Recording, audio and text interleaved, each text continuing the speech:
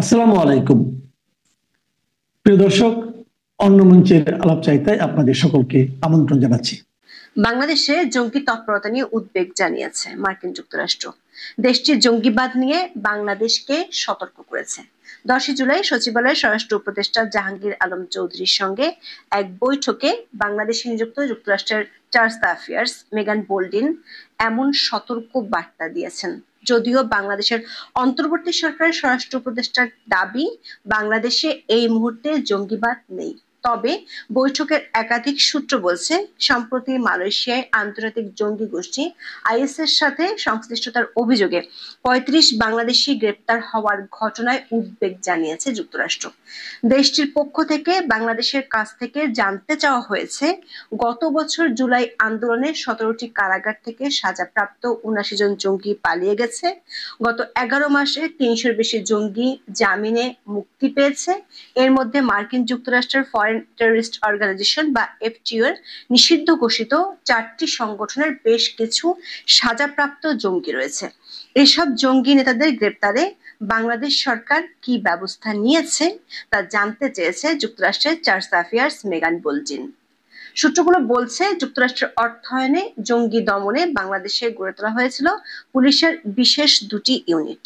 সে ইউনিটগুলো অন্তর্বর্তী সরকার ক্ষমতায় আসার পর অকেজো হয়ে পড়ে আছে।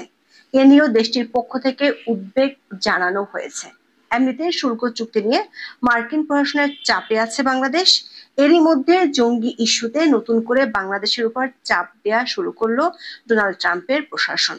বিস্তারিত জানতে চলুন যাওয়া যাক বিশ্লেষণে। গত বছর জুলাইয়ে ছাত্র আন্দোলনের সময় 19 জুলাই নরসিংদী জেলা কারাগারে সবচেয়ে ভয়াবহ হামলা হয়। সেখানে থাকা জঙ্গি সহ 826 জন বন্দী পালিয়ে যায়। লুট হয় 85টি অস্ত্র, পুড়িয়ে দেওয়া হয় 29,000 নথি। পালিয়ে যাওয়া বন্দীদের মধ্যে এখনো 145 জন পলাতক আছে। উদ্ধার হয়নি 65টি অস্ত্র। হামলার পর পরিস্থিতি এতটাই ভয়াবহ ছিল যে বন্দীদের আশপাশের জেলায় রাখতে হয়েছে। কিছুদিন পর কারাগার মেরামত করে তাদের আবার ফিরিয়ে আনা হয়। গত বছরের 17 সেপ্টেম্বর কারা মহাপরিদর্শক ব্রিগেডিয়ার জেনারেল সৈয়দ মোহাম্মদ মোতাহের হোসেন সাংবাদিকদের জানিয়েছিলেন, ছাত্র আন্দোলনের সময় দেশের অন্তত 17টি কারাগারে হামলা ও বিশৃঙ্খলার ঘটনা ঘটেছিল। এর মধ্যে গাজীপুরের কাশিমপুর হাই সিকিউরিটি কেন্দ্রীয় কারাগার, সাতক্ষীরা, শেরপুর, কুষ্টিয়া ও নরসিংদী কারাগার থেকে 2000-এর বেশি বন্দী পালিয়ে যান। পলাতক বন্দীদের মধ্যে জঙ্গি সম্পৃক্ততার অভিযোগে গ্রেপ্তার ছিলেন 79 জন। এর মধ্যে সাজাপ্রাপ্ত জঙ্গি ছিলেন 9 জন। 4 জুলাই বিডি নিউজ 24 এর প্রকাশিত এক খবরে বলা হয়েছে, এখনো জেল পলাতকের সংখ্যাটা 724 জন। মৃত্যুদণ্ড প্রাপ্ত, যাবজ্জীবন প্রাপ্ত ও জঙ্গি মিলে পলাতকের সংখ্যাটা 69 জন। আবার ডক্টর ইউনূসের গত 11 মাসের শাসনামলে জামিনে গণহারে মুক্ত হয়েছে বেশ কিছু জঙ্গি। বিবিসি বাংলার খবরে বলা হয়েছে, বাংলাদেশে 5ই আগস্টের পট পরিবর্তনের পর জঙ্গিবাদের বিভিন্ন মামলায় অভিযুক্ত শত শত ব্যক্তি জামিনে মুক্তি পেয়েছেন। কারা কর্তৃপক্ষের হিসেবে এখন পর্যন্ত এই সংখ্যা 3 শতাধিক।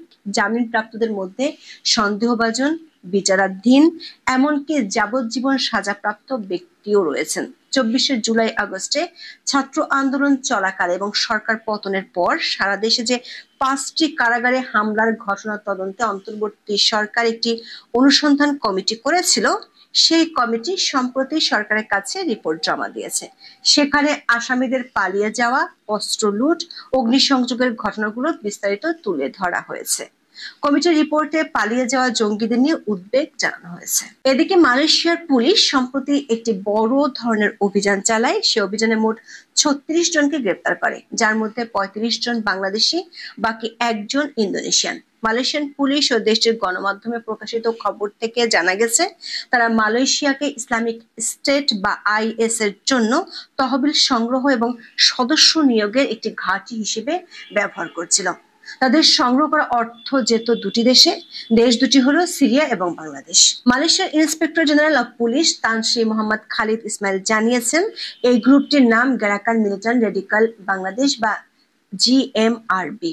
এই গ্রুপটিকে বাংলাদেশি রেডিকাল মিলিটেন্ট গ্রুপও বলা হয়। বাংলাদেশে এই গ্রুপটি সদস্যদের কাছ থেকে বার্ষিক 500 মালয়েশিয়ান রিঙ্গিত সদস্যপদ ফি নিত।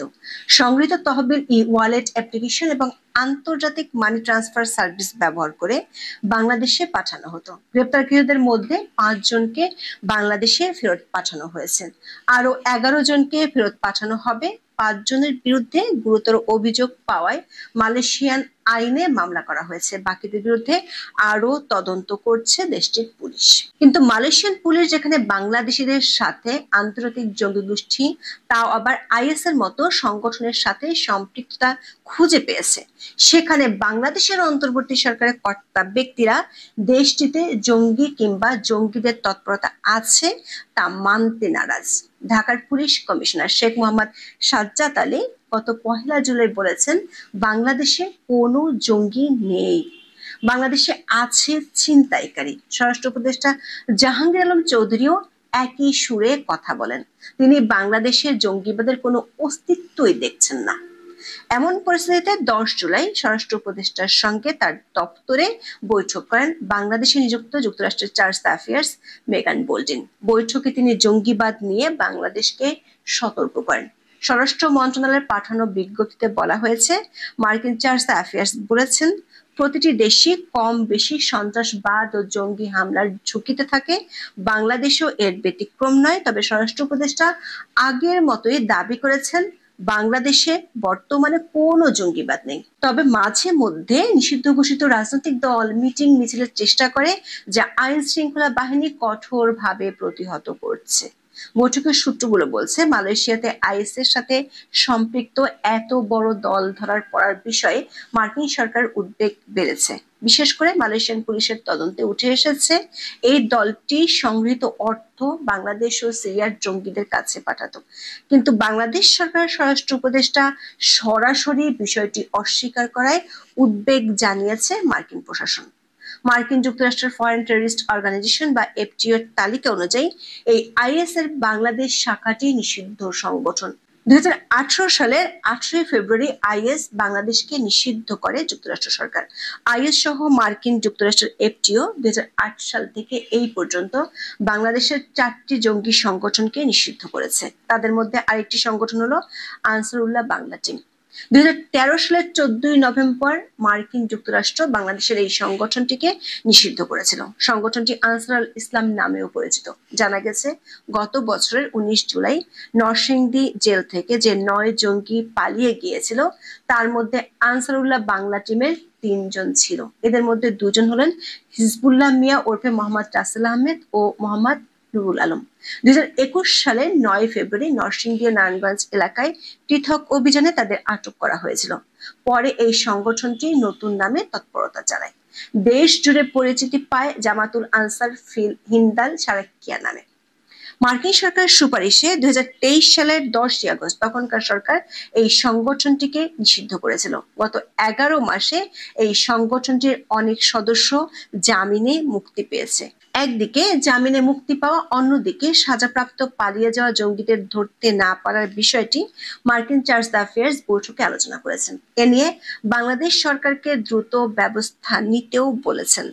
মালয়েশিয়ান জঙ্গিদের অর্থ সীমান্তে রোহিঙ্গা সশস্ত্র গ্রুপগুলোর কাছে যাচ্ছে কিনা সেটি খতিয়ে দেখতে বলা হয়েছে। বাংলাদেশে অতীতে বড় সন্ত্রাসী হামলা, হত্যাকাণ্ড, দেশ জুড়ে বোমা হামলার মতো ঘটনা ঘটেছে। কিছু ঘটনায় আন্তর্জাতিক জঙ্গি সংগঠনকে দায় স্বীকার করতেও দেখা গেছে। সারা দেশে 63 জেলায় একযোগে বোমা হামলা হয়েছে। ব্লগার, লেখক, প্রকাশক, শিক্ষক, বিদেশি নাগরিকদের হত্যাকাণ্ড ঘটেছে। হলি আর্টিজানে হামলার মতো ঘটনা ঘটেছে। 2013 সাল থেকে 2016 সাল পর্যন্ত বেশ কিছু ঘটনায় মারাত্মক উদ্বেগ সৃষ্টি হয়েছিল জঙ্গি তৎপরতা ঘিরে। তখন যুক্তরাষ্ট্রের প্রশিক্ষণ ও সরঞ্জাম সহযোগিতায় ঢাকা মেট্রোপলিটন পুলিশের সিটিটিসি বা counter terrorism and transnational crime ইউনিটকে আধুনিক ও সক্ষম করে গড়ে তোলা হয়েছিল। কিন্তু অন্তর্বর্তী সরকার ক্ষমতায় আসার পর এই ইউনিট এখন পুলিশ সদস্যদের জন্য পানিশমেন্ট পোস্ট হয়ে গেছে। মার্কিন চার্জ অ্যাফেয়ার্স ইউনিটটিকে আবারও সক্রিয় করার তাগিদ দেন।